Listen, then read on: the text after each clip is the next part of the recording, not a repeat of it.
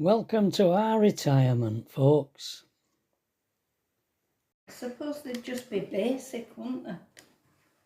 Basic houses. Well, yeah, I don't know. Well, you don't get much more basic than a back-to-back, do you? No. We just... oh, we won't go there. We won't go there. Mm. Oh. Hair's a bit dishevelled this morning. Could be. Drag through an edge backwards. Well, I had to unearth you from the bed this morning. You were totally buried in the sheets. Couldn't see you. I slide down bed. Yeah. 20 to 10 and she's still in the land of nod. Slumber. I've been awake for hours doing all sorts. Oh well, never mind. Pat's favourite saying, never mind.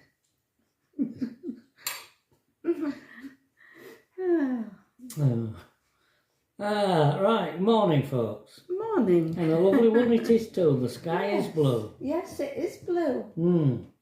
Yeah. Yeah, and the sun's shining a bit, but I bet it's cold. Not you? Yeah. Yeah, we went to Max and Sparks in White Rose Centre. Yeah. Show you. We're in Marks and Spencer's.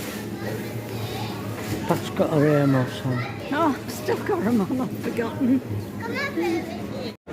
We're coming to food hall to have some lunch. I'm getting checks because I've gone too long without food. And it's all these, you see this, I'll show you, these screens here. That's the only way you can order food in this place.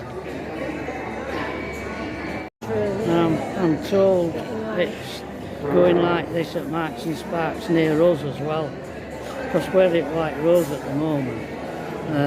But the one at Alcoats where we go, they're going to do that here as well. So it's all digital, it's all card payment. And you get one of these to put on your table so they know where to find you.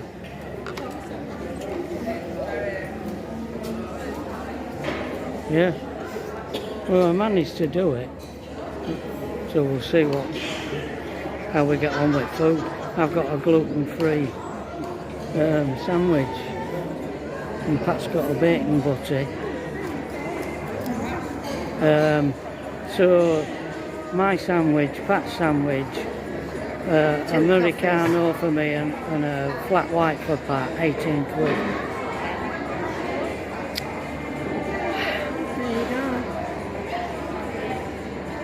Film there. He says to me yesterday, where would you like to go, Pat, today? I said, oh, let's go to Alcoats. So we're driving down Ring Road and he goes past entrance to Alcoats and I said, where are you going, love? He says, White Rose. I said, oh. I thought that's what she said. No, I said Alcoats. I mean, it didn't matter. There's a Max's at both. I've hurt my finger. Oh, he's hurt his finger. Is it still bleeding? No. This is the I ain't got plaster on right, look. Oh.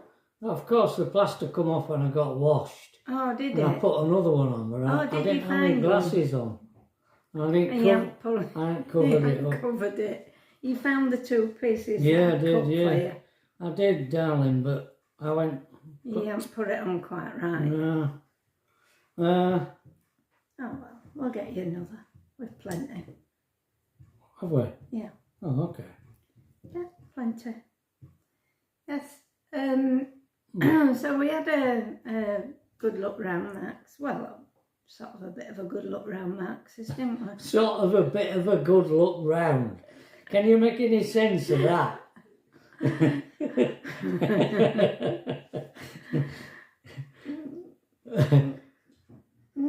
Not a massive look round, just a quick. Which is, when you go with Trevor anywhere shopping, that's what it is.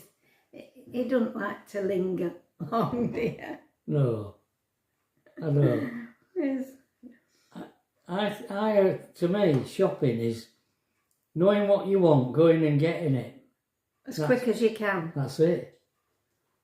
But it's almost like shopping, which is strange. You like going to shops and looking at... you used to do anyway, when you were younger. You used to be always looking at clothes and things. But I suppose then we were buying things. Now we're not, are we? I don't know, lately we have. Oh, yeah, well, we've replaced a lot. We went years and didn't buy out, didn't we? Years and years and years and years, and didn't buy out. I like looking. I still like looking at clothes for you. Yeah, ladies' clothes you do, don't you? I know what I like. What I think, oh, that looks nice, and you usually concur. Concur, yeah. That's a big word, isn't it, for first thing on the morning? Yeah, it is, isn't it? Yeah. Oh, you should. I tell you what, folks, there's no stopping the advancement of this technology. We are just at the mercy of it. Because we went to the cafeteria in Marks and Spencer's, because I was running out of energy. I think I've maybe captured that on my video. 1:30, you were. Aye, I was starting to... we don't want any, well, you've got diabetes, or you've got this, or you've got that. No, we don't want any of that, folks.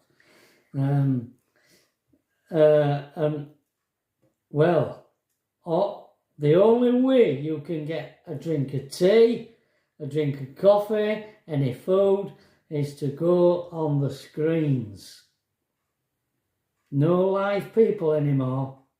Well, there are, but they're all... They're they're bringing food out or cleaning up. Or... Yeah, you can't order food from people. No. No, you've got to do it all on the screen. But I'll tell you, it was easy to do, actually. Yeah, that's it's not to use my card to pay. Yeah. You can't pay with cash. Pay with cash. No, can't pay with cash. No. So, and Pat asked him, are you not going to do this at the Alcoats, Marks and Spencer's, are you? And they said, yeah, we are. They're bringing it out in all... In all of them. In all Marx's, this system. But there were a young girl there who said, I'm here if you need help. She says, but once you've done it, it's easy. Well, Trevor did it straight away, didn't you? Because it was an easy system to understand. It was. It wasn't like the McDonald's and the... No. Them ones. No, it was. It was easy. But there you are, folks. The writing is on the wall. On the wall. Everywhere you go, you can't pay by cash hardly now, can you? No. Even well, we got a Prezi for Trace. We got a Prezi.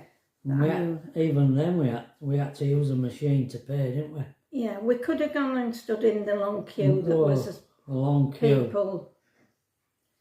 Why they want to do away with people? Because people are... I don't know. I tell you, hey... They're trying to reduce staff. Is it home-based, the going bus? Are they? Yeah. Over 2,000 people losing their jobs. Oh my, right before Christmas. Yeah, there's always someone loses their jobs at Christmas, isn't there? Oh, it's all woe, isn't it? It is all woe. Yeah. Right, Let's make them laugh with you. Lorry things.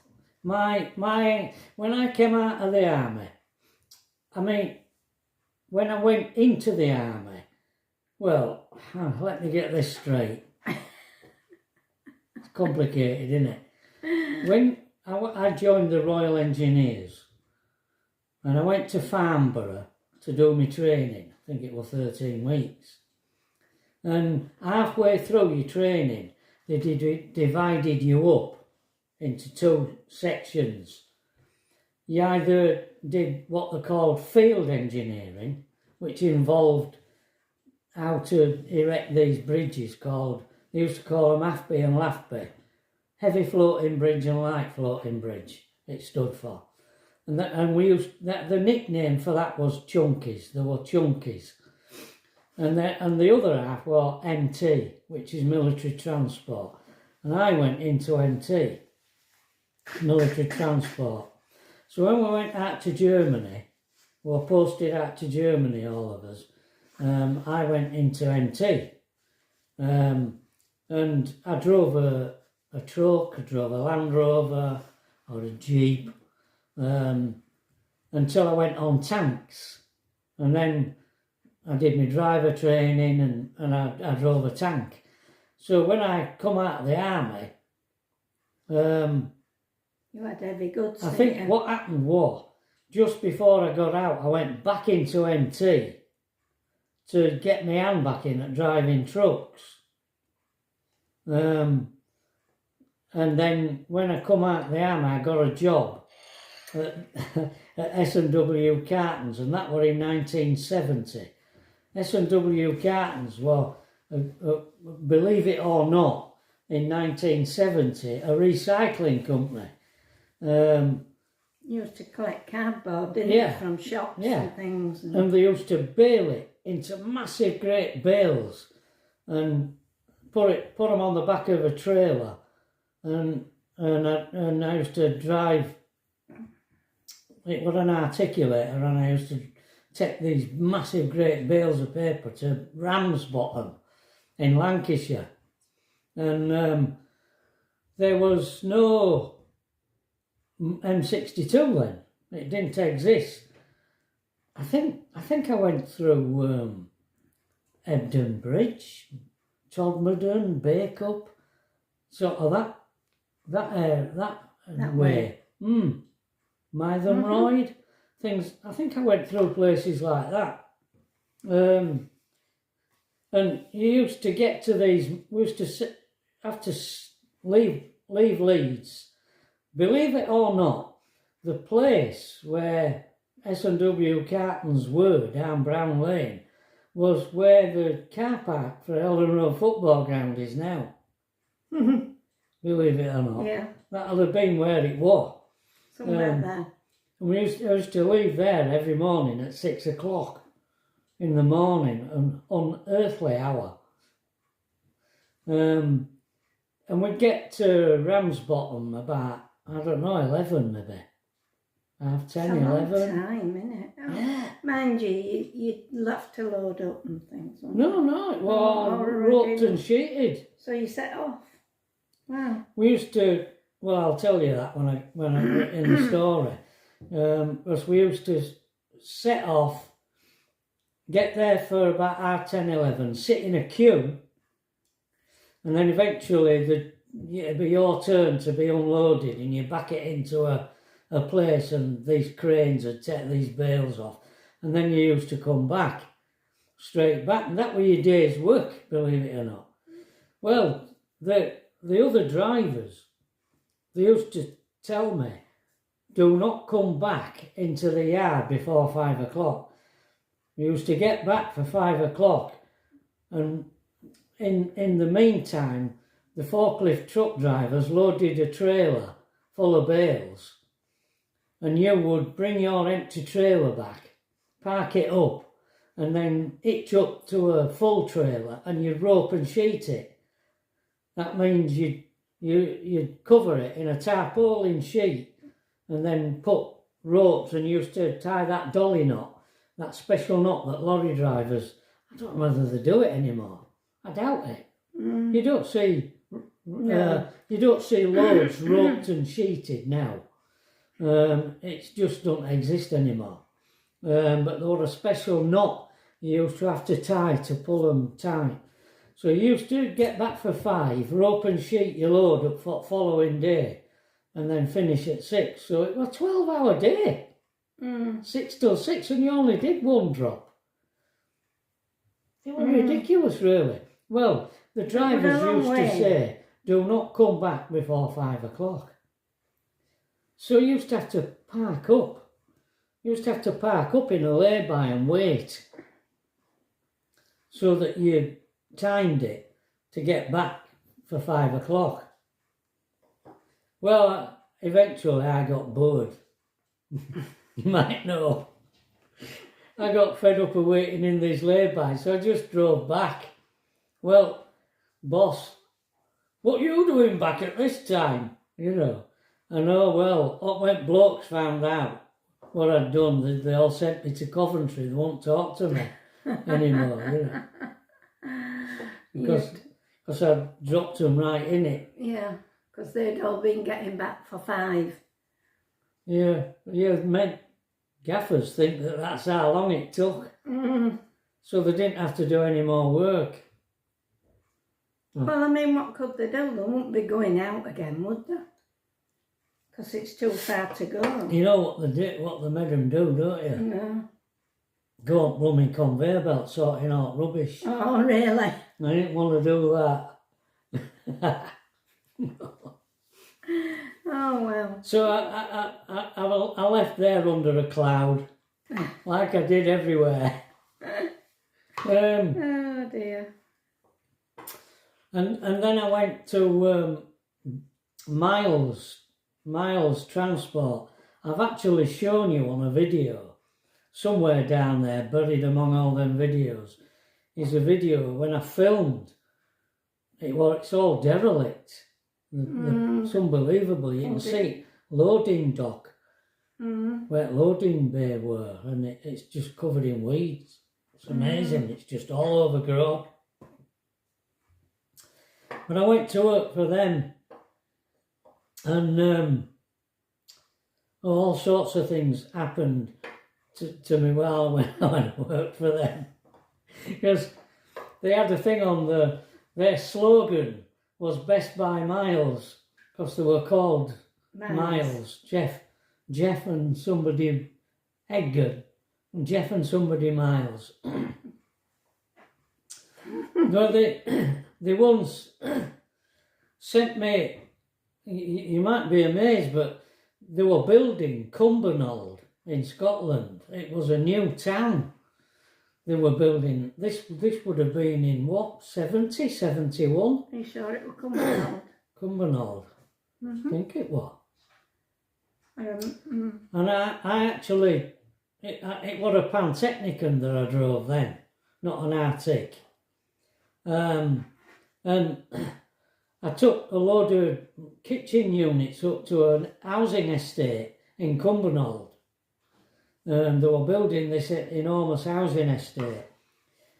Anyway, I dropped these kitchen units off and slept overnight.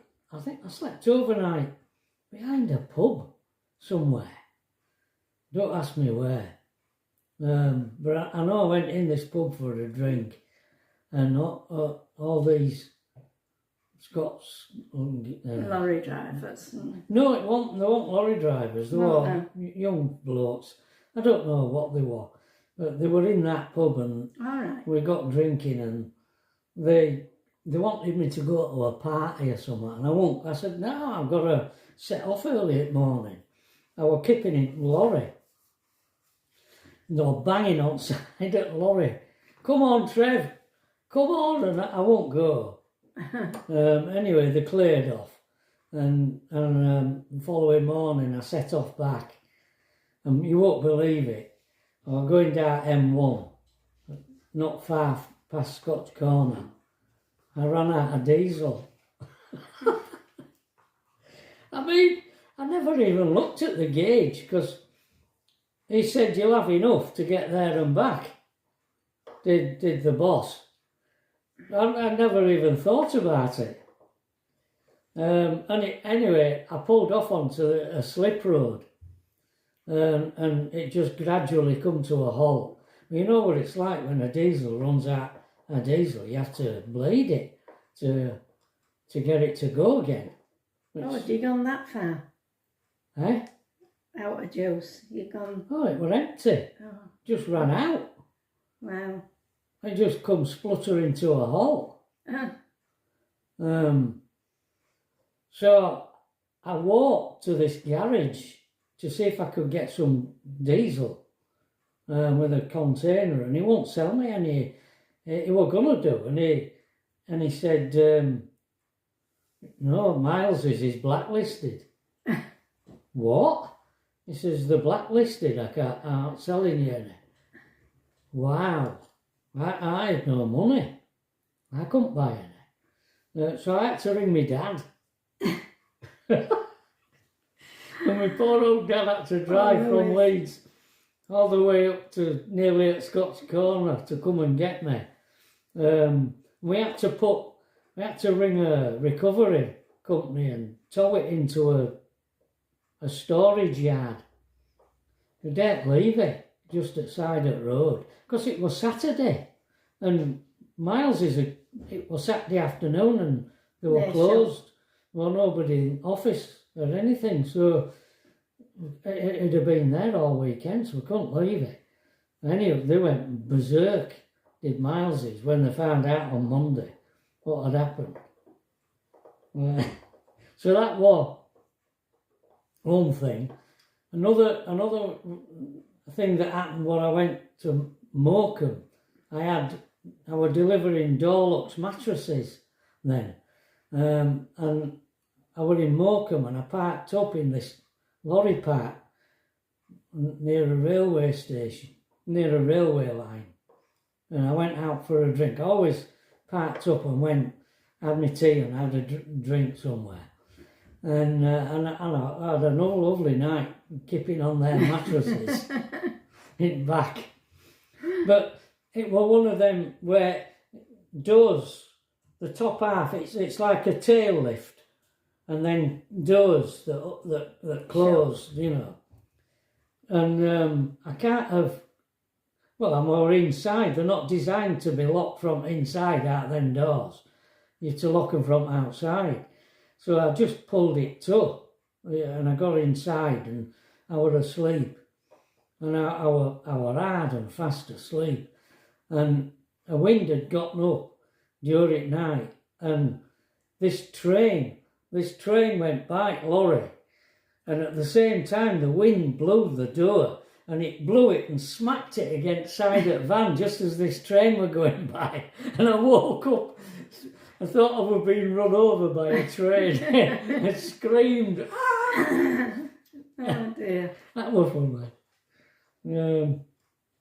Can you think of another one? Yeah, the one where they banged on your door and asked, they came to you and said, can you come and shine your lights or something? Oh, yeah, I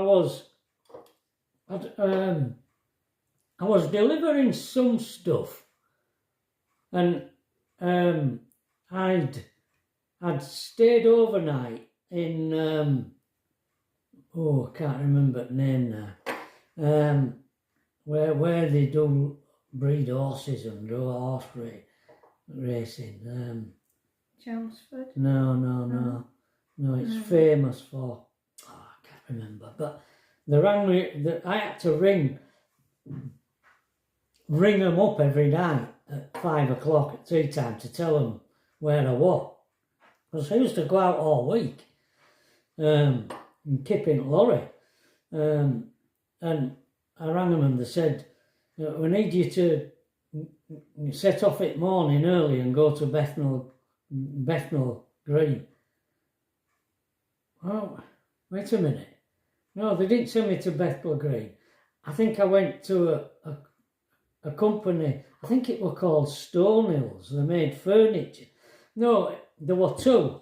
One were called Stonehills and the other one were called Fertilmans. Stonewalls were good quality stuff, but Fertelmans were rubbish. Really poor quality stuff. Sorry if anybody worked there. Fertelmans. And I'd loaded it up with Fertelman stuff. And I overnighted in London at Bethnal Green. There's a famous lorry park, or the what, then in Bethnal Green.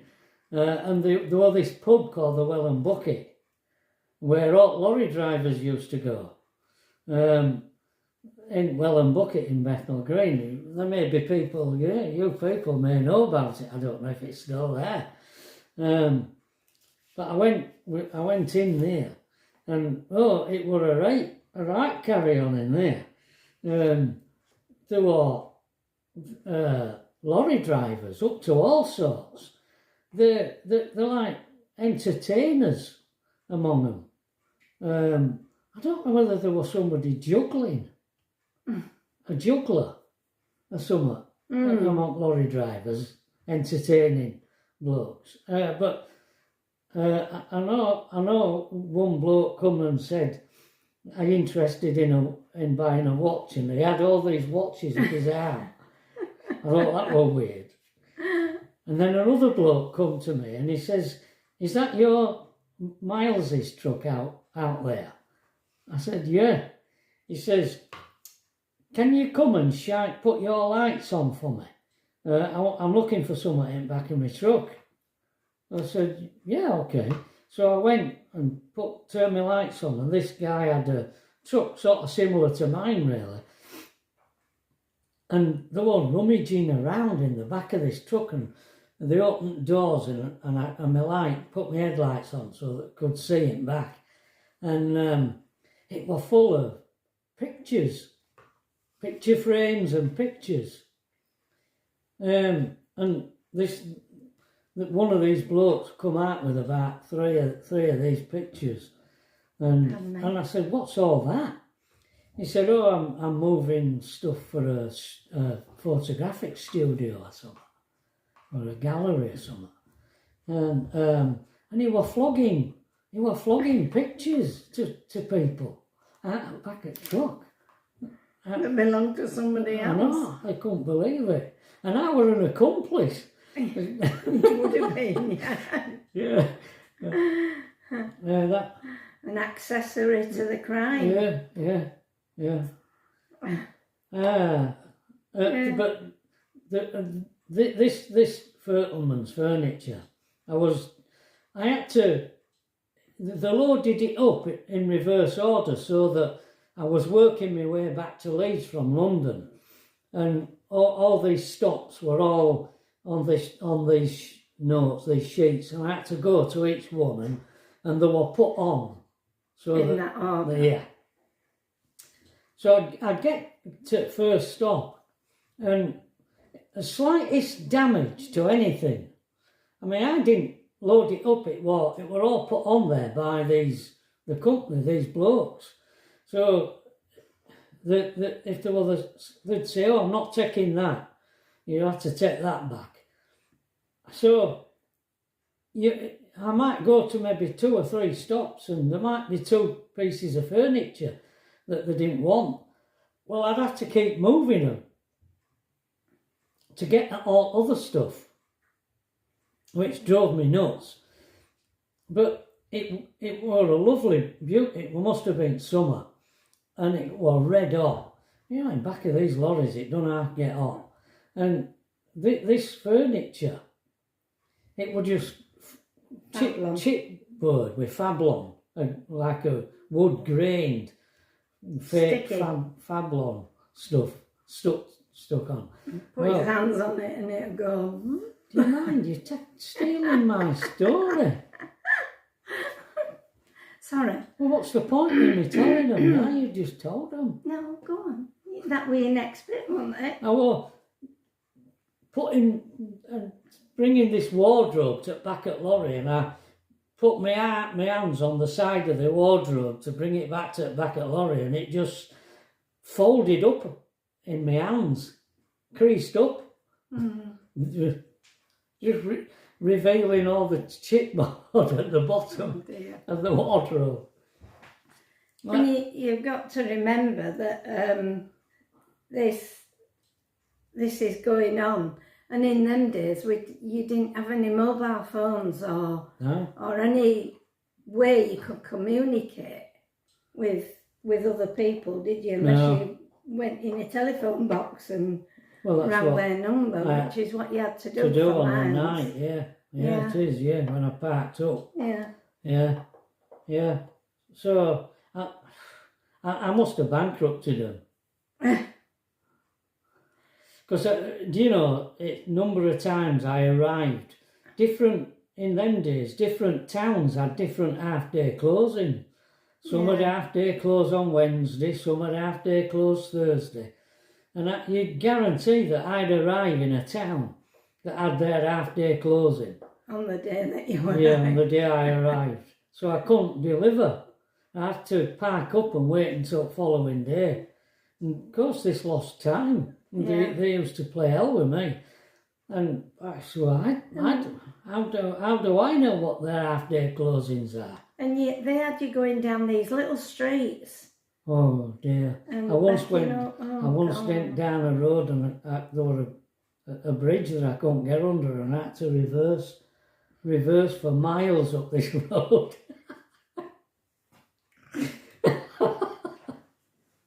They didn't give you enough information, did they? Well, there were no sat-nav. You had to find your way around with maps. Yeah.